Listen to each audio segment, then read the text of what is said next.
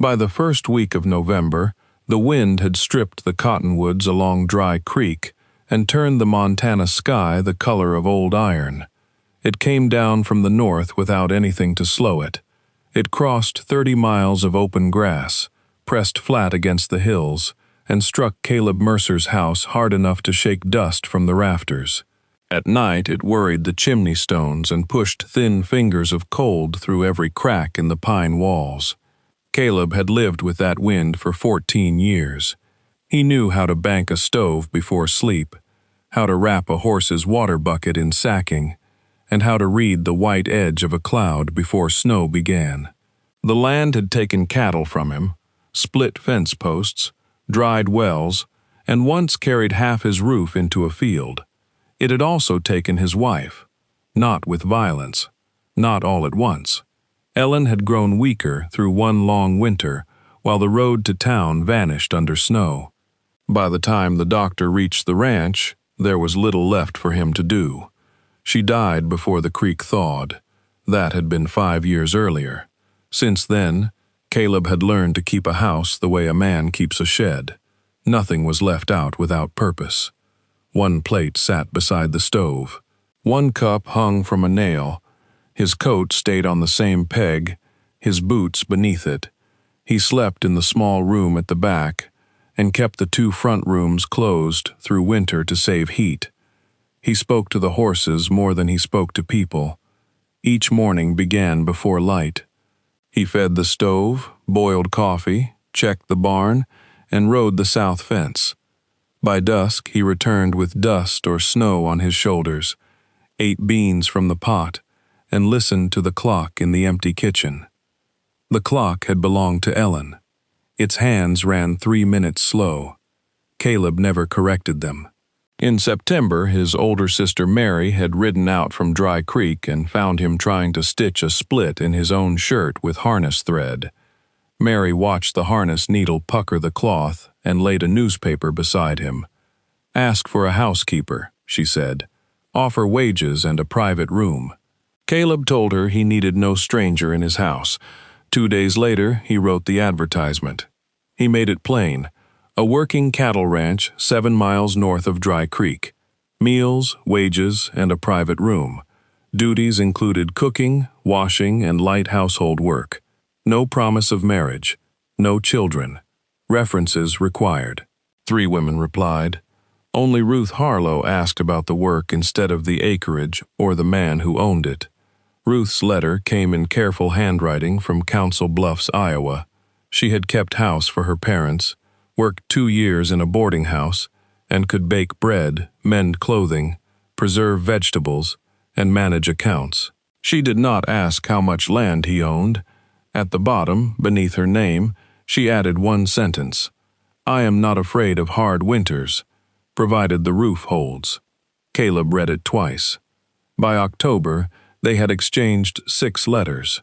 The words remained formal, but there was steadiness in hers. She answered what he asked and did not decorate the truth. Her parents were dead. The boarding house had been sold. She was 29 years old and needed honest work before winter closed the roads. Caleb offered her the position through May. She accepted. Her final letter said she would arrive on the northbound stage on November 8th.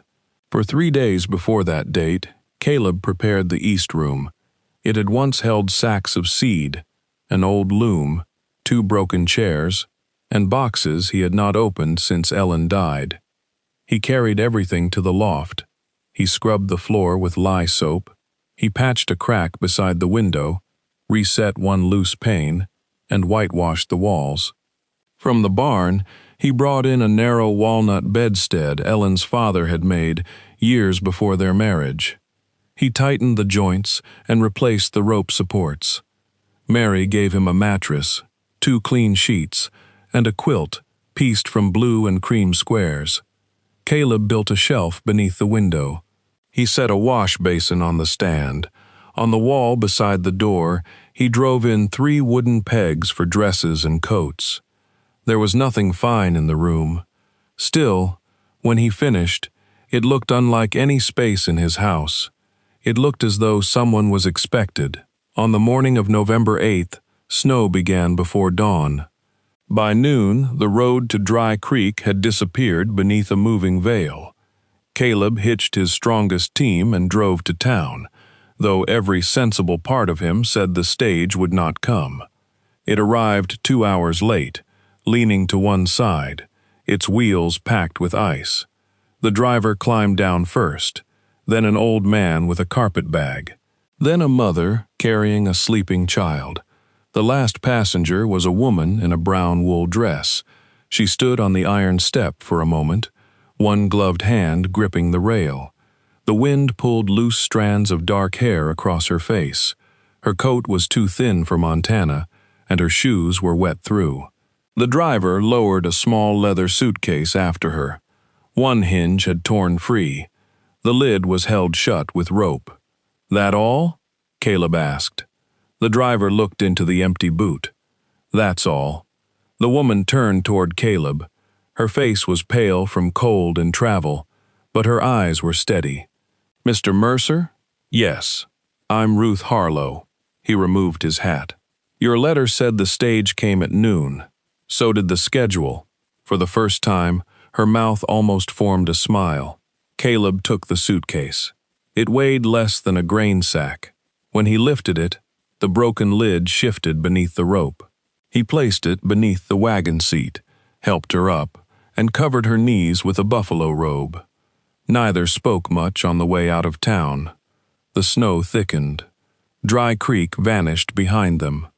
Ruth watched the empty land pass in long white folds, with no house or chimney in sight. "You can still return with the stage tomorrow," he said.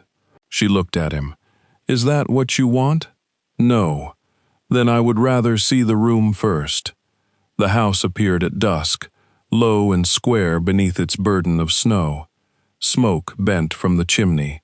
Yellow light showed through the kitchen window. Caleb carried her suitcase inside. Ruth stopped just beyond the door. The room smelled of pine smoke, coffee, leather, and cold iron. A kettle muttered on the stove. One plate waited on the table because Caleb had forgotten to set a second. He noticed her noticing. "I'll get another," he said. He showed her the kitchen, the pantry, and the back door that led toward the barn. Then he took the lamp and walked down the narrow hall. The east room was warm. He had opened the stove vent that morning and placed heated bricks beneath the quilt. Ruth stood in the doorway without moving. The lamp lit the white walls, the blue quilt, the wash basin, and the shelf below the window. A small jar held 3 late sprigs of dried sage. Caleb had put them there without knowing why. "This is mine?" she asked. "For as long as you work here." Her gaze moved to the pegs beside the door, then to her broken suitcase in his hand. Caleb set it near the bed. "If it isn't suitable, I can add something." Ruth reached down and touched the quilt with 2 fingers. "It is more than suitable." Her voice had changed. It was quieter now. Caleb looked away, giving her the privacy of not being watched. "Supper will be ready when you are." When she came to the kitchen, she had removed her coat but still wore the same brown dress. It was plain, carefully brushed, and mended twice at one cuff. Caleb understood then that the suitcase was not merely light. There was almost nothing inside it. Over venison stew, Caleb explained the wages, the work, and that Sundays were hers. Ruth listened carefully, then looked toward the dark hall. "You prepared the room yourself?" Caleb's spoon stopped against the bowl. "Yes. Thank you." He nodded once. That was the whole exchange. Yet long after the lamps were out, Caleb lay awake, listening to a second set of footsteps move softly across the floorboards. The next morning, he woke to the smell of bread. Ruth stood at the table with flour on her hands. Her hair was pinned up. The brown dress was protected by an apron made from one of Caleb's old flour sacks. "You had no yeast," she said, "so this loaf may be stubborn." Caleb poured coffee. "Most things here are." The bread rose anyway. During the first week, they moved around each other with the care of strangers carrying full buckets. Ruth copied his scattered accounts into a ledger, found a double charge from the mercantile, washed the curtains, and mended 3 shirts. She left the one Caleb had stitched with harness thread on his chair. "I thought you might wish to remember the old method," she said. Caleb almost laughed. "Burn it." She repaired it properly. Caleb fixed her suitcase on a Sunday afternoon. He found new hinges in the barn, cut a strip of rawhide for the handle, and worked oil into the cracked leather. The rope had rubbed a pale groove across the lid. He left the mark. When Caleb returned the suitcase, Ruth was reading beside the window.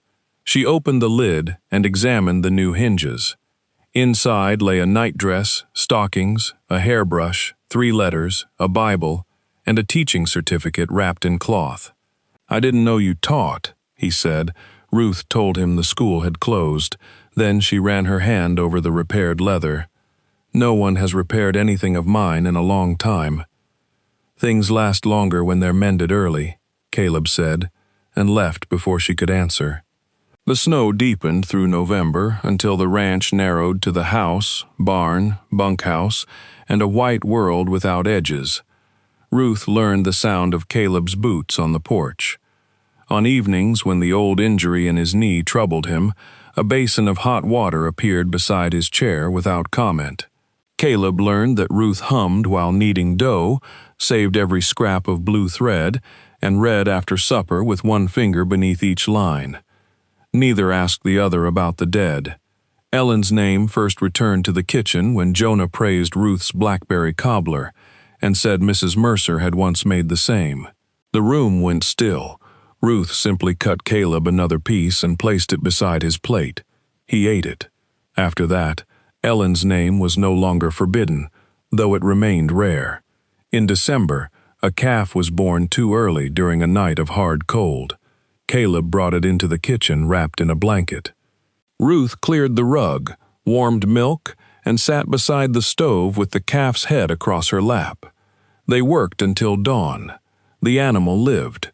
When the light began to gray the window, Caleb found Ruth asleep in the chair. The calf breathed against her skirt. A strand of hair had fallen across her cheek. He took the blue quilt from the east room and laid it over her shoulders. She woke as he stepped away. "I was only resting my eyes," she said. So was the calf. This time she did smile. It changed her face more than he expected. At Christmas, Ruth gave Caleb a new cover for his ledger, stitched from brown canvas with a blue cottonwood leaf on the front. He had bought her nothing, and the knowledge followed him through supper. The next morning, he rode to town and returned with dark green wool, needles, and a brass thimble. When Ruth protested, he glanced at the blue leaf on his ledger. "A thing that needed doing," he said. The thimble was too large. Ruth fitted it over her finger anyway. "I will grow into it." The green dress was finished before New Year's Day. By February, the house had changed. A crock of sourdough lived near the stove. Dried herbs hung from the rafters. Caleb's 1 cup became part of a row of 4. The east room gained a curtain and a small rug braided from worn shirts. Ruth's repaired suitcase remained beneath the window, and she never bought more than she could fit inside it. When the clock stopped, Ruth set it beside Caleb's plate. He cleaned the gears and started the pendulum again, but left the hands 3 minutes slow. She did not ask why. Late in March, the snow began to sink. Water dripped from the eaves. Dark earth showed in patches around the barn, and the creek spoke beneath its thinning roof of ice. A man named Mr. Pike came from town to discuss the school. Dry Creek's teacher had left to care for her mother. Mary had told the school board about Ruth's certificate. It would only be until June, Pike said, 3 days each week, perhaps longer if it suits. Ruth glanced at Caleb. He kept his eyes on the harness he was oiling. "The choice is yours," he said. She accepted. On school mornings, Caleb drove her to town before sunrise. Ruth told him about a boy who hid biscuits for his sisters and a girl who could divide large numbers, but feared reading aloud. Caleb listened.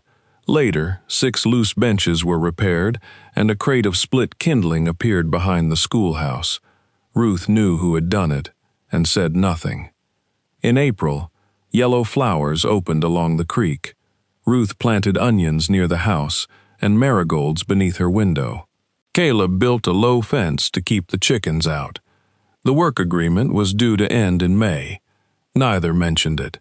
Then a letter arrived from Denver.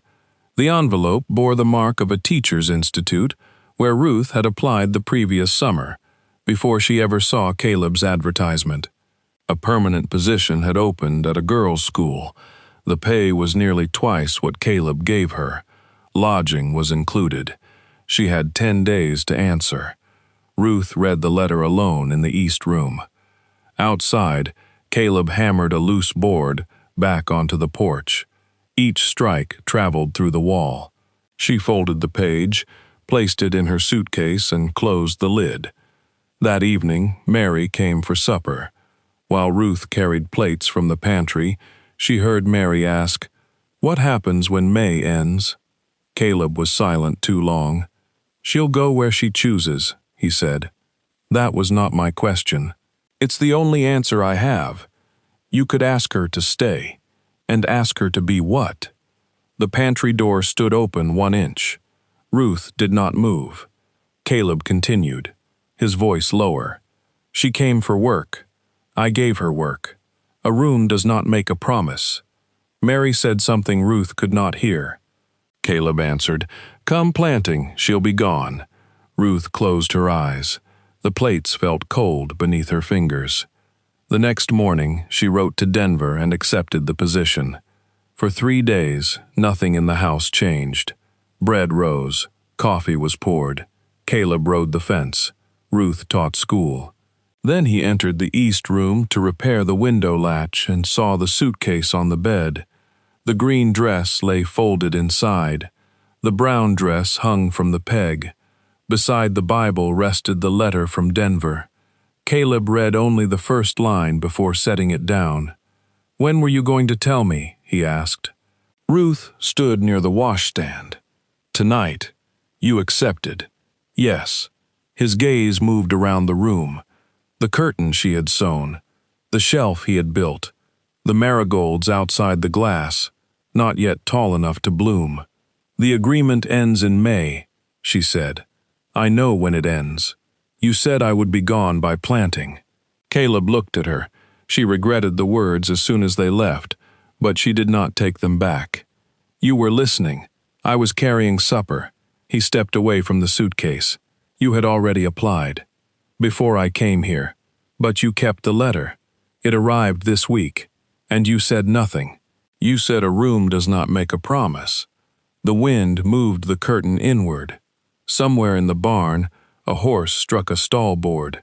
Caleb's face settled into the hard, unreadable expression he wore with cattle buyers. "No," he said, "it doesn't."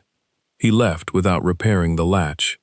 For the next week, the house became a place of measured sounds.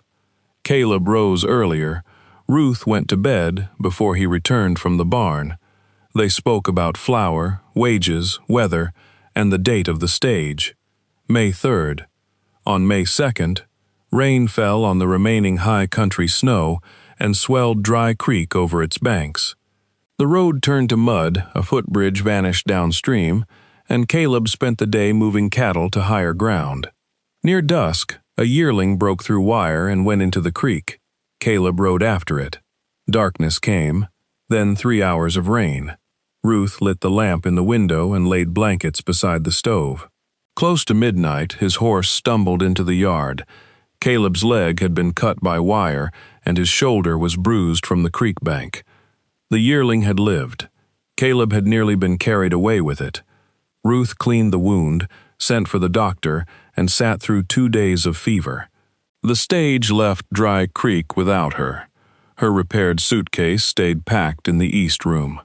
On the 3rd evening, Caleb woke clear-headed. Rain tapped softly against the window instead of striking it. Ruth was sitting in the chair with a schoolbook open in her lap. "You missed the stage," he said. There will be another. You'll lose the position. I sent a telegram with the doctor. They will hold it 1 week. Caleb looked toward the ceiling. You should have gone. Yes, she said. The plainness of her answer made him turn his head. Why didn't you? You were hurt. Jonah was here. Jonah thinks mustard cures fever. Despite himself, Caleb breathed out something close to a laugh. It ended in pain. Ruth closed the book. I did not stay because I am helpless, she said, and I did not come here because I wanted a husband. I came because I needed work, and because your letters sounded honest. Caleb's hand lay motionless on the quilt. You deserved honesty in return, she continued. So here it is. I accepted Denver because I could not remain in a house where I was useful, but not wanted. You were wanted. For bread and clean shirts. His eyes closed. Ruth stood. I will leave when the road opens. She reached the door before he spoke. I opened that room for you. Her hand remained on the latch. Caleb swallowed. It had been shut for years. Not because Ellen used it. She never did. Because after she died, I stopped opening doors I didn't need. Ruth turned. He looked older in the bed, without his boots and coat, with gray showing at his temples. I scrubbed the floor, he said, patched the wall, drove 3 pegs beside the door. Then you arrived with 1 dress. Ruth's face tightened. I saw that, he continued. Saw the suitcase, too. I thought if I gave you more, you might think I expected something. You expected me to leave. I expected everyone to leave. The clock in the kitchen counted several seconds. Caleb looked at his bandaged leg. I don't know how to make the kind of promise you were waiting for. Ruth's voice was quiet. I was not waiting for marriage. I know. I was waiting to know whether there was a place for me after May. Caleb lifted his eyes to hers. There is. As what? He took a breath. As Ruth. Nothing moved in the room. Not Ellen, he said. Not a housekeeper I can replace before winter. You. Ruth looked down at the latch beneath her hand. Caleb continued, before fear could close his mouth. Teach in town if you want. Keep your wages. Keep the east room. Fill it with books until the floor gives way. I'll build another shelf. Her eyes shone, though no tears fell. And if I choose Denver, I'll drive you to the stage. You would let me go? No, Caleb said, but I would not stop you. That answer carried more weight than any plea. Ruth crossed back to the chair. The school in Denver has a brick building and a library. You'd be good there, Caleb said. There are no marigolds. Caleb's mouth shifted. No, I have not decided. But if I stay, the terms change. I will teach, keep my wages, and help here because I live here, not because every meal is part of my pay. Caleb nodded. I want a key to the front door, and the east room remains mine, as long as you want it. Even if things change? Especially then. Ruth looked toward the rain-bent window. My suitcase is still packed. I know. I may unpack it tomorrow. That sounds sensible. The road became passable 4 days later. Ruth sent a second telegram to Denver. She thanked the school and declined the position. She did not show Caleb the message. She simply unpacked the suitcase. The brown dress returned to its peg, the green one beside it. The Bible went on the shelf. Her teaching certificate was placed in a wooden frame Caleb made from a smooth piece of pine.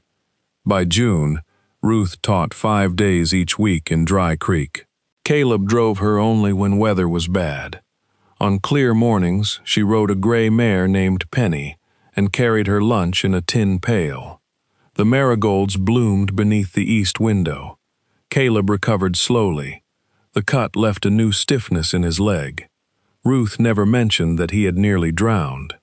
She only moved his chair closer to the stove on wet evenings and kept mustard away from Jonah. Summer settled over the ranch in long gold days. The doors stood open. Dust came in, along with laughter from the hired men and school children Ruth sometimes brought to see a newborn calf. One Sunday, Mary found Caleb building a second shelf in the east room. "She staying?" she asked. Caleb planed the board smooth. "Looks that way? Did you ask?" Eventually, Mary looked through the open window at Ruth among the marigolds. "And?" She changed the terms. Mary smiled. "Good." In September, nearly a year after Ruth's first letter, Caleb took her to the cottonwoods beside Dry Creek. The leaves were turning yellow. Water moved shallow over stones. He held no ring. There had been no time to ride to Helena, and nothing in the Dry Creek mercantile seemed worthy of the question. He carried a small iron key. Ruth looked at it in his palm. "You already gave me one. This is for the new school cupboard." She raised an eyebrow. Caleb looked toward the creek. "I thought I should begin with something I can explain." Ruth waited. He closed his fingers around the key, then opened them again. "I have room," he said, "more than I knew. I would like you in it for the rest of my life." The creek moved between them. Ruth took the key. "That is not a very polished proposal." "No. It could use work." "Yes." She stepped closer and placed her hand against his coat. "But things last longer when they're mended early." Caleb looked at her. Then Ruth kissed him once, softly, beneath the yellow leaves. They married after the first snow. The ceremony was held in the small church at Dry Creek. Jonah wore a coat too tight through the shoulders. Emil cried and denied it. Mary placed dried sage and marigolds in a jar near the altar. When Caleb and Ruth returned to the ranch that evening, the wind had begun to rise. Ruth went first to the east room. It did not become a storage room, and it did not become a room kept for guests. Her books remained on the shelves. Her teaching certificate hung above the washstand. The blue quilt stayed folded across the bed. The repaired suitcase rested beneath the window, its leather scarred, its pale rope mark still visible across the lid. Inside it lay the brown dress she had worn when she arrived. She had kept it, though Caleb once asked why. "To remember what fit inside," she said. That night, Ruth closed the suitcase and slid it back beneath the shelf. Caleb stood in the doorway, holding the lamp. Outside, the wind crossed the open grass and struck the house with both hands. The window did not rattle. The patched wall held. 3 dresses and a winter coat hung from the pegs beside the door. Ruth took the lamp from Caleb and set it on the shelf he had built. Then she reached for his hand. Together, they walked down the hall, leaving the east room open behind them while the snow covered the road to town.